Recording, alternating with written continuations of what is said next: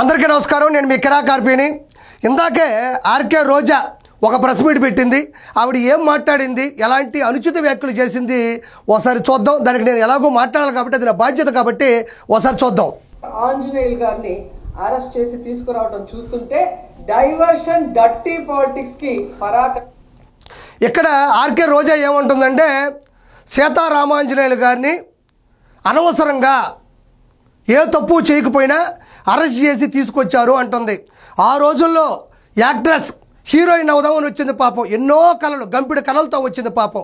ఎక్కడి నుంచో, ముంబై నుంచి వచ్చింది ఆవిడని పట్టుకొని ఈ కుక్కల విద్యాసాగర్ అనే వ్యక్తి ఏ విధంగా హింసించాడనేది ఆ అమ్మాయి ఆ రోజుల్లో చెప్పడం జరిగింది. ఆ అమ్మాయిని చాలా టార్చర్ పెట్టాడు కుక్కల విద్యాసాగరు, అతని పరివారం, వాళ్ళందరూ కలిపి కూడా. ఆ అమ్మాయి అది తట్టుకోలేక ముంబైకి వెళ్ళి ఒక గేటెడ్ కమ్యూనిటీలో ఉంటుంది ఆ అమ్మాయి, ఎవరో కాదంబరి జత్వాని. ఆ అమ్మాయిని అంటే ఎలాంటి హక్కులు లేకపోయినా, ఎలాంటి కేసులు లేకపోయినా, ఎలాంటి ఇబ్బంది లేకపోయినా సరాసరి ముంబైకి వెళ్ళి డైరెక్ట్గా అమ్మాయి అపార్ట్మెంట్లో ఉండేటువంటి ఫ్లాట్కి వెళ్ళి ఆ అమ్మాయిని పట్టుకొని ముగ్గురు ఐపీఎస్లు, సీతారామాంజనేయులు గారు, అదేవిధంగా విశాల్ గున్ని, అదేవిధంగా కాంతి రాణా, వీళ్ళ ముగ్గురు కూడా ఆ అమ్మాయిని అత్యవసరంగా తీసుకొని వచ్చేసి ఇక్కడ పెట్టి వాళ్ళ తల్లిదండ్రుల్ని ఆ అమ్మాయిని కూడా ఎంత ఇబ్బంది పెట్టారంటే ఆ మాటలు ఆ అమ్మాయి చెప్పేటప్పుడు వింటే కళ్ళలో నీళ్ళు వస్తాయి. అది ఎఫ్ఐఆర్ కూడా బుక్ అయింది, కేసు నడుస్తూ ఉంది. వాళ్ళ ముగ్గురు ఐపీఎస్లు కూడా సస్పెండ్ చేశారు. దానికి ఈవిడ అంటుంది, అంటే నేను అనేది ఏంటంటే ఆ అమ్మాయే వచ్చి డైరెక్ట్గా వాళ్ళ అమ్మా నాన్న కూడా వచ్చి పోనీ వాళ్ళు ఏమన్నా కడప, పులివెందుల, నెల్లూరా, చిత్తూరా, అనంతపురమా, కడప ఇక్కడోళ్ళు వచ్చి చెప్పడానికి ముంబై యాక్ట్రెస్ ఆవిడ, ముంబై నుంచి కలలు కంటూ వచ్చింది నేను హీరోయిన్ అవ్వాలని. అలాంటి అమ్మాయిని పట్టుకొని లోకల్లో ఉండే కుక్కల విద్యాసాగర్ అనే ఒక టార్చర్ పెడితే ఆ అమ్మాయి తట్టుకోలేక ముంబైకి వెళ్తే, ముంబై అంటే అది ఏరే రాష్ట్రం, అక్కడ సంబంధించిన గవర్నమెంట్కి, అక్కడ సంబంధించిన పోలీస్ డిపార్ట్మెంట్కి ముందుగా వాళ్ళకి విషయం చెప్పాలి. వాళ్ళకి ఒక పేపర్ మొక్క ఏదో ఒకటి పంపించాలి. ఏంలే పోవడం, పట్టుకోవడం, తీసుకురావడం. సో ఇదంతా కూడా అమ్మాయి ఆ రోజు చెప్పడం జరిగింది, రికార్డ్ చేశారు, వాళ్ళు సస్పెండ్ చేశారు. సో దీనికి ఇవిడ చెప్తుంది సీతారామాంజనేయులు గారు ఏ తప్పు చేయలేదని. ఆ రోజులు అందరూ చూశారు, దుమ్మెత్తి పోశారు. దానికి ఇవిడ సీతారామాంజనేయులు గారిని అనవసరంగా బుక్ చేస్తున్నారు అంటుంది. ఇంకో మాట మాట్లాడుతుంది ఆర్కే రోజా, డైవర్షన్ డర్టీ పాలిటిక్స్. ఏది ఇప్పుడు సిపిఎన్ గారి ప్రభుత్వం అంట డైవర్షన్ డర్టీ పాలిటిక్స్ క్రియేట్ చేస్తుందంట. డైవర్షన్ డర్టీ పాలిటిక్స్ పక్కన పెట్టి ఆర్కే రోజా డర్టీ పిక్చర్నే చూపించారు మీ వాళ్ళు. గోరెడ్ల మాధవ్ ఎలాంటి డర్టీ పిక్చర్ చూపించాడు, దువ్వాడ శ్రీనివాస్ ఏం చూపించాడు, అదేవిధంగా అవంతి శ్రీనివాసు, అంబటి రాంబాబు, వీళ్ళందరూ కూడా మేము డైవర్షన్ పాలిటిక్స్ అయితే మీది డర్టీ పిక్చర్ కూడా చూపించినటువంటి ఘనత వైఎస్ఆర్సీపీ ప్రభుత్వానిదని అప్పట్లో నేను ఈరోజు తెలియజేసుకుంటున్నా. జగన్మోహన్ రెడ్డి గారి ప్రభుత్వంలో పేదలు ప్రశాంతంగా బ్రతికిన విధానం గుర్తుపెట్టుకొని మళ్ళీ జగనన్న కోసం ఎదురు చూస్తున్నారు. జగనన్న ముఖ్యమంత్రి అయిన వెంటనే తప్పు చేసిన వాడు ఎవరైనా. ఆర్కే రోజా నీకు దండం పెడతా. నేనేమంటానంటే జగనన్న వస్తే పేదవాళ్ళు బాగుపడతారు, ఆయన చేసిన సాయాన్ని గుర్తుపెట్టుకుంటారని చెప్తాను. ఇవన్నీ పక్కన పెట్టు. మరి జగన్మోహన్ రెడ్డి పేదవాళ్ళకి అంత మంచి చేసే ఉంటే 151 సీట్లోంచి 5 పోయి 11 ఎందుకు వచ్చాయి? మరి ఆ పేదవాళ్ళు ఎందుకు ఓటు వేయలేదు? పేదవాళ్ళని తక్కువ చేసింది, పేదవాళ్ళని మరుగున పడేలా చేసిందా జగన్మోహన్ రెడ్డి? నాకు ఇంకా అర్థం కాదు. అన్న 2029లో అధికారంలోకి వస్తాడు, సీఎం అయిపోతాడు, రాగానే చేసేస్తాం అంటున్నావు. గుర్తుపెట్టుకో, అన్న సీఎం అవ్వాలంటే మీరు ఎలక్షన్లో క్యాంపెయిన్ చేయాల్సిన అవసరం లేదు. ప్రజలకు మంచి చేయక్కర్లే. ఒక సాప, ఒక దుండు, ఒక దుప్పటి వేసుకొని పడుకో, మంచి కళ వస్తుంది 3:30 అప్పుడు. ఆ కళ్ళలో అన్న 175కి 175 కొట్టుంటాడు. అప్పుడు పేద ప్రజలందరూ పరిగెత్తుకుంటా వస్తారు. ఉదయాన్నే సప్పలు లేక నీళ్లు కొట్టుకొని చూసుకో, ఒరే ఇది కళ అని. దాంట్లో మాత్రమే అన్న సీఎం అవుతాడు. జీవితంలో అన్న సీఎం అవడని నేను ఎప్పుడో చెప్పా, మళ్ళీ కూడా చెప్తా ఉండా. ఇది చూద్దాం అనండి. చంద్రబాబు నాయుడికి డైరెక్ట్ గా చెప్తున్నాను, అయ్యా ముఖ్యమంత్రి గారు, నిజంగా మీకు విజన్ ఉంది, విస్తరాకులు కట్టుందని చెప్పుకుంటారు కదా, నేను పారదర్శక. ఆర్కే రోజా చంద్రబాబు నాయుడు గారు అంటే 4 సార్లు ముఖ్యమంత్రి అయ్యారు ఆయన. అది చిన్న చితక విషయం కాదు. ఒకసారికే జగన్మోహన్ రెడ్డి ఎలాంటి విధ్వంసం సృష్టించాడో అందరికీ కూడా తెలుసు. చంద్రబాబు నాయుడు గారిని పట్టుకొని ఆవిడ అంటుంది మీకు విజన్ ఉంది, విస్తరాకుల కట్టు ఉంది అని చెప్పి హేళన చేస్తుంది. నేను ఒకటే అడుగుతున్నా ఆర్కే రోజా, నువ్వు మీ వాళ్ళు ఇలా మాట్లాడబట్టే మనకి 11 ఆకులు వచ్చాయి, విస్తరాకులు. తమరి ఆకైతే 45,004 ఓట్ల తేడాతో చిరిగి చాటయ్యి గాల్లో ఎగిరిపోయింది. మళ్ళీ వాటన్నిటిని తీసుకొచ్చి కొట్టాలంటే ఏ శతాబ్దం పడుతుందో కూడా అర్థం కాదు. విషనరీ విస్తరాకుల కట్ట గుర్తుపెట్టుకో. నీకు సవాల్ ఇస్తుండా, రానున్న రోజుల్లో నువ్వు సంపాదించిన 3,000 కోట్ల రూపాయలు కేసుల్లో పోగొట్టుకుంటావు. అన్ని అవినీతి సొమ్ము, తిరుమల టికెట్ల సొమ్ము. అదేవిధంగా ఆడుద ఆంధ్రాలో 400 కోట్లు చేసావు. క్రీడా శాఖ మంత్రిగా, కల్చర్ మినిస్టర్గా, టూరిజం మినిస్టర్గా నువ్వు చేసినటువంటి తప్పులే ఆ 3,000 కోట్లు.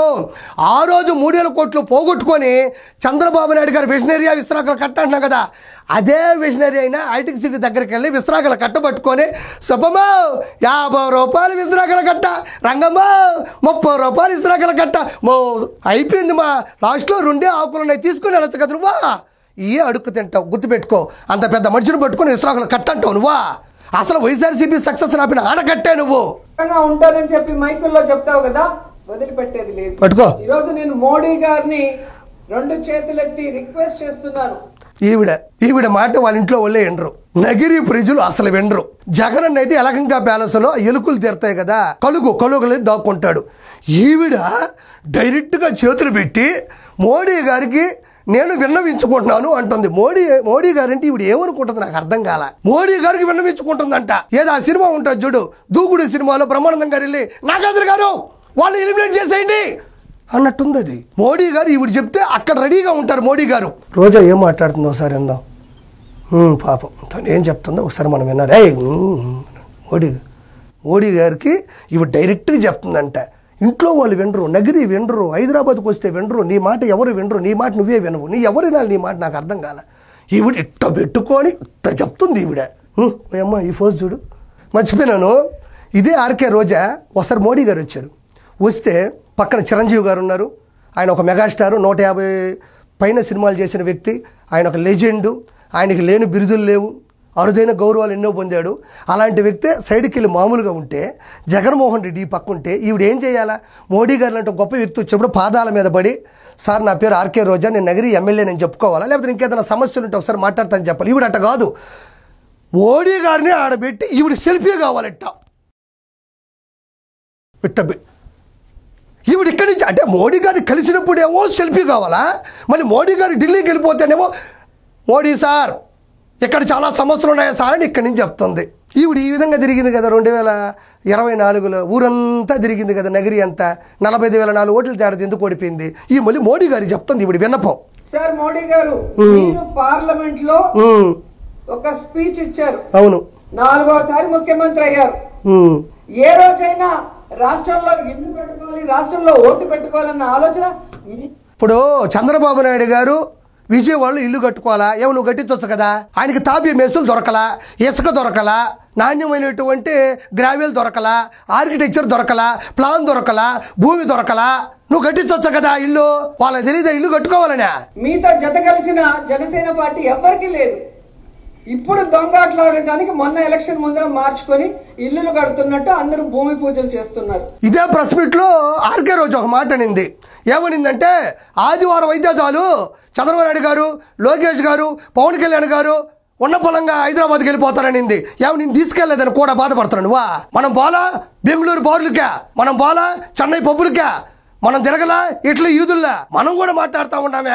అసలు నాకు అర్థం కాదు సార్. ప్రజలారా మీకు ఒక విషయం విన్నవించుకుంటున్నాను నేను. ఈ మధ్యన పవన్ కళ్యాణ్ గారి అబ్బాయికి అగ్ని ప్రమాదం జరిగింది, అపస్మారక స్థితిలోకి వెళ్ళిపోతే నిజంగా చెప్తున్నా, అలాంటిది జరిగినప్పుడు రాజకీయాలు కూడా పక్కన పెట్టి ఆ బిడ్డ బాగుండాలి అని శత్రువులు కూడా తలుచుకునేటువంటి సందర్భం అది. కానీ ఈ రోజా ఏమనిందంటే, తిరుమలలో ఏదో పొరపాటు చేశాడు, తిరుమలకి ఇంత గతి పట్టిన సనాతన ధర్మం అంటాడు కాబట్టి ఆ బిడ్డ విషయంలో రుచి చూశాడు అనింది.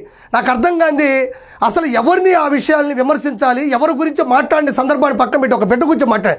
నేను ఈరోజు ఆర్కే రోజున ప్రశ్నిస్తున్నా, నువ్వు ఇప్పుడు ఒక ఫేమస్ ఛానల్లో ఒక చిన్న పిల్లలు యాక్టింగ్ చేసే ప్రోగ్రాంకి జడ్జిగా పనిచేస్తా ఉండవు. నీకు ఒక బిడ్డకు సంబంధించినటువంటి ఒక ప్రమాదంలో రుచి చూశాడు అన్న నువ్వు ఒక చిన్న పిల్లలు యాక్ట్ చేసేటువంటి ఒక ప్రోగ్రాంకి నువ్వు ఎలా జడ్జి అవుతావు? నీకు జడ్జి అయ్యే అర్హత ఉందా? ఆ పిల్లలు కూడా నువ్వు అట్టే కదా శపిస్తూ ఉంటావు. అక్కడ కూడా నువ్వు చిన్నపిల్లల మీద నీకు అంత ప్రేమ ఉందా? నువ్వు జడ్జి స్థాయి ఉందా నీకు? అసలు నాకు అర్థం కాని విషయం ఏంటంటే, వాళ్ళేమో ఆదివారం అయితే హైదరాబాద్కు రాకూడదు, నువ్వు మాత్రం ఇక్కడ ప్రోగ్రాములు చేసుకుంటావు, మళ్ళీ నీకు నచ్చిన డైలాగులు రాయించుకుంటావు. నేను అదే చెప్తాను ఆర్కే రోజా, మాట్లాడేటప్పుడు అన్న ఏ స్క్రిప్ట్ పంపిస్తే దాన్ని చూసి చదవడం కాదు, మైండ్ పెట్టు, మైకు పెట్టడం కాదు, మైండ్ పెట్టు. మోడీ గారు, రోజా గారు చెప్పేది వినండి. Thank you so much.